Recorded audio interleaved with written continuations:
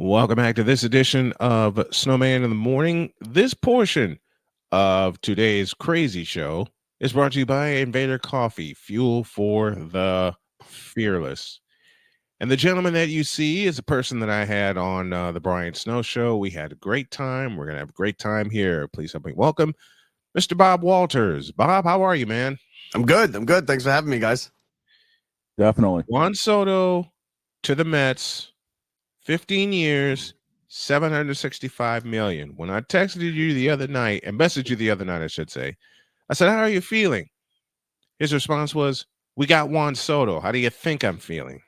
That's right. This is it. The Mets got their guy. We never get our guy, right? The Yankees always, especially when we're going against the Yankees.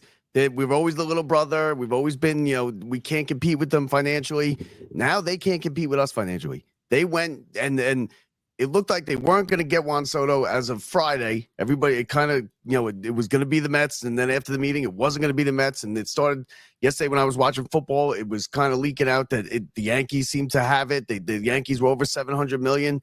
And I just kind of was like, oh, here we go. Again, he's going to choose the Yankees. It sounded like he wanted to be a Yankee if all was equal. And then, Uncle Steve Cohen came through and he went up to 15 years, the 765. It's got a full no trade clause. It's got an opt out after 5 years. The Mets can void the opt out if they push the annual salary from 51 million a year to 55 million a year for the rest of the contract for the remainder of the 10 years. And it feels good to finally get somebody that we wanted. I was advocating 2 years ago for them to trade for him when the Padres were looking to dump him. And they didn't do it. I said, give him whatever they want for him. He's one of the best players. He's only 26 years old. I mean, when I'll be retired 2 years, and he'll still be a Met. To me, that's great. That's crazy.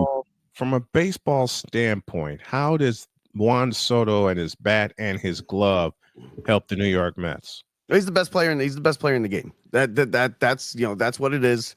He's going to hit 40 home runs. Last year's numbers were 41 home runs, 109 RBIs. He had a WAR of 7.9. That's almost 8 wins a season. He's responsible for, and he has the second most. What I've written down right here: 796 walks in 936 games. He's got the second most walks at his age, up to past the age of 27, and he hasn't played a game in his 26th year yet. He has he's done well at Citi Field. He knows Citi Field. He was on the Nationals for a while. He played a division series against the Mets as a Padre. He has the longest home run of his career is 466 feet, and that happened at Citi Field on August 12th. 2 days later, he hit another one, 463 feet. Those are both the fourth and fifth longest home runs in Citi Field history. He's got a great arm. He's he's heady in the game. He knows how to play the game. He plays it the right way, and it's just it's simply put, he's the best player in baseball. So that's what they got. That's what the Mets just got. And now the Mets have their dynamic duo with Juan Soto and Frankie Lindor in that lineup. Where would you bat Soto in that lineup? I think it depends on where if they bring Alonso back. I think if Alonso comes back, which I don't think he's going to, I think what they're going to do is that they want to put Vientos, who played third last year. They want to move him or teach him how to play first, move him over to first, and kind of make him the new first baseman. He's younger. He could hit. He's cheaper. But if they bring Alonso back, I want Alonso to hit behind him, to hit him clean up behind Alonso. I'm sorry, to have Alonso to hit clean up and Soto to hit third, because then you're going to give Alonso protection. Well, you're going to give Soto protection as well. And then I would want to hit, it depends on who they bring back and who they have in that lineup. He's going to hit third or fourth. The Yankees had Judge hitting first sometimes. And I'm an advocate for hitting your best player first sometimes because he gets the most at bats. But for the Mets, he's either going to hit third or fourth, depending on who they have in the lineup and who they want him to protect and stuff like that. You just brought me to my next question. Does this make Pete Alonso expendable? I think Pete Alonso was expendable anyway. And that's nothing against Pete Alonso. He had one of the all-time great home runs in the franchise history just this past season. It was a great season. And I was an advocate to keep Alonso just because we never keep our homegrown players. except for David Wright, and David Wright kind of went down with the back early, so that ended prematurely, which was a shame. But Strawberry left. They all leave. They all leave early, and they go somewhere else. Gooden left, Seaver left, but what are you going to do? That happens. I was an advocate to keep him, but I think he's expendable. I think they might bring him back. I don't think money's an issue. That's the thing with the Mets is now money's not an issue. And I'm not somebody who cares because there's no salary cap. It's not my money, so I don't really care. Right. And it's really dropping the bucket to Steve Cohen. So, but I think Alonso, I think it's 50-50 right now. I could see the Yankees getting him, to be honest with you. Mm-hmm. Oh God, I hope not. Oh, I'd rather see Alonso come here to Boston, to be honest with you. I mean, Boston's been in the running to get him. Mm-hmm.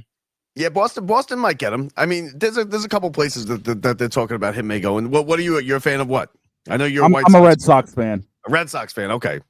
Yeah, I don't feel bad for you either. I mean, listen, you lived through the golden age of Boston sports, so you got yours. You're not one of those people waited 100 years and still waiting. And you got but I was around for the struggles in the mid '90s through. Yeah, okay. You were around for the Boone, but you were also around for the comeback, the 03 I was around for the comeback. Yeah. Yep. So there's that.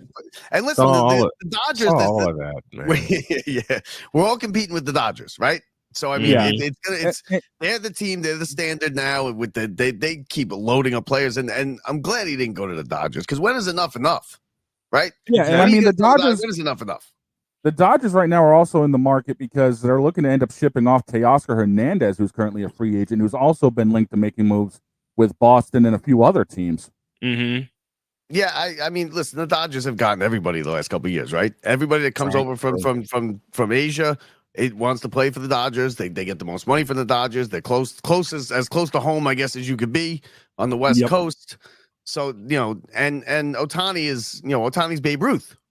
Yeah. I said Soto's the best player in the game, but Ohtani's Babe Ruth. Let's be real. So he pitches. He's a 20-game winner. He's also good. He's a monster at the plate. 50-50. Yeah, 50. I mean, he was 40-40 this year, But as far as this goes, the big thing here, and I'm joyful that the Yankee fans are just that they're now trying to cope with it, and you can see them. They're like, you could have him. Oh, he's not that good anyway. Stop. You know what you wanted him. You got beat. Just take the L. Just cover my shift on November 3rd so I can go to the parade. Okay. Yeah, it's one of those Yankees need to take the L on this one. Mm-hmm. Yeah, they got beat. And how does this affect?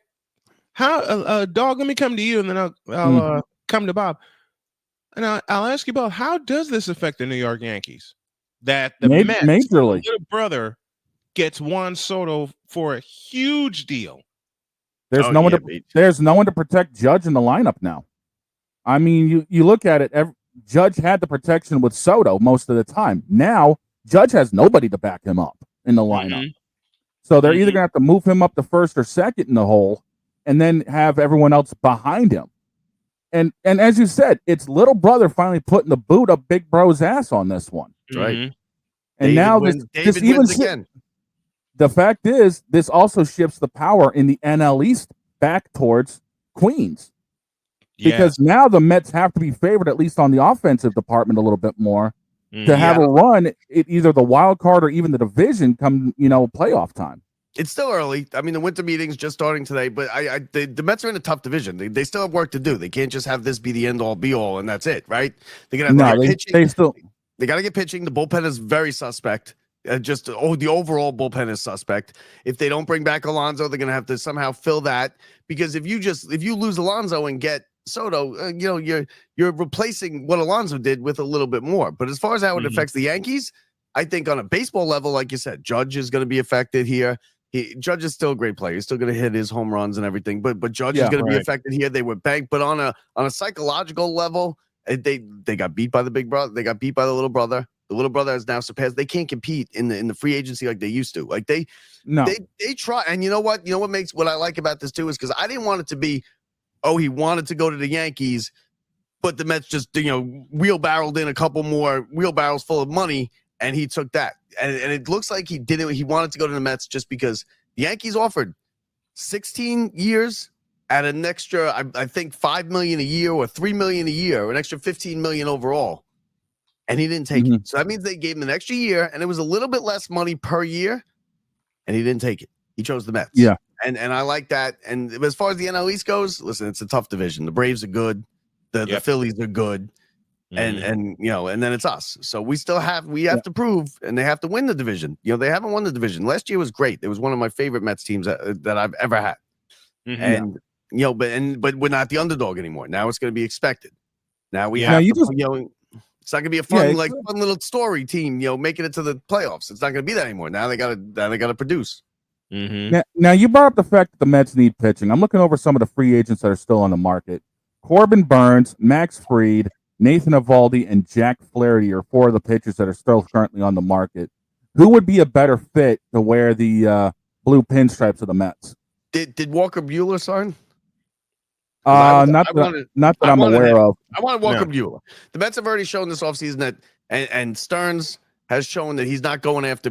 He's not big in the pitching department. He doesn't want top flight, high price tag pitchers, starters like that. And I can see where he comes from. Like everybody, starting pitching, right? Starting pitching get big money. I think the 4th highest contract was the Yankees gave to Cole in the history of baseball. Right. And that's always been the standard. Good pitching beats good hitting, and get the good starter. But the starter only pitches once every 5 days, right? And now in this day and age, he only goes 5 innings, 6 maybe, and 6 is pushing it. 6 is pushing it. So the Mets have, and they showed last year. Listen, last year, going into last year, I thought, and every other person thought that the starting staff was going to be their Achilles heel. They would, what are we going to do? And then our ace went down, and we're like, now we're really screwed. And what happened? They found Manaea and Peterson and these guys that really came out of nowhere and just pitched great. And they, so you don't need the starting pitching. I think the bullpen's important, but yeah, I would like to see Walker Buehler, only because I say that because I don't think they're going to go after any of the real high price guys, because they haven't done it. They could have done it in the last 2 weeks, 3 weeks, right? They could have done it and they haven't. And he has signed some pitches, but he hasn't signed the big name, top flight free agent pitcher. And it just seems like that's the way Stearns likes to do things. And, I can't complain so far. We took us to the game 6 of the NLCS last year. So how do you guys beat the Dodgers? How do you slay the dragon going into next year? You obviously just throw at the head of Ohtani, right? Score more runs and throw at Ohtani's head, and that's it. That's how you do it. But how did I listen? I don't know. It's gonna, because pitching is not gonna do it. The Dodgers showed in that series that they just. I went to game 5 and we had a 5. I think I told you this when we had the show. The Mets had like a 9-3 lead in the 8th inning, going to the 9th, and someone and the guy sitting in front of me turns around and he goes, "Man, we need more runs." And I'm just sitting there thinking, like, how absurd of a statement is that?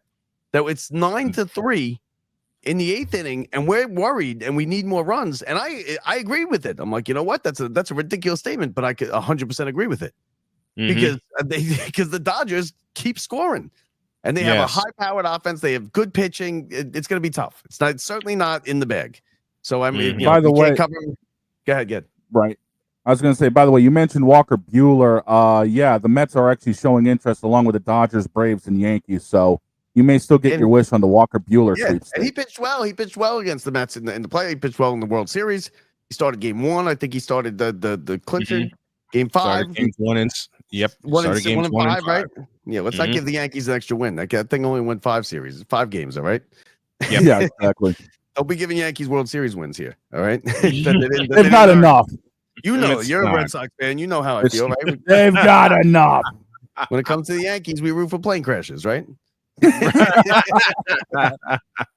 crashes. I'm just kidding. It's a. But yeah, I would like to have Walker Buehler. I think he'd be a good fit for this staff, and I think he would be good. I think he pitches well. He's a National League guy. He pitches in the National League. Let me ask you, what do you guys think of the golden at bat? Oh dear, that idea got shot down. Yeah, Thank the Lord. Thank the Lord. That was some Savannah Banana BS, and we don't need exactly it in the pros. That's exactly what Savannah Bananas. We don't need the gold. We don't need the golden bat.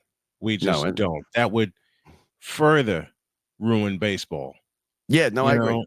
It would further ruin baseball and take all of the the natural fun out of baseball. We're up against the break, but that is Bob Walters, the man in charge of the Locked Up Sports Podcast. You can hear it on all your favorite apps. I've subscribed to it. You should too. I am a big fan of you. I'm a fan of your work. Thanks for stopping by, my friend. I truly appreciate the time. Anytime. Can't wait to do it again. Can't wait to do it again. Good to have you, man. Bob Walters of the Locked Up Sports Podcast. And he brought up something very, very true before we go to a break.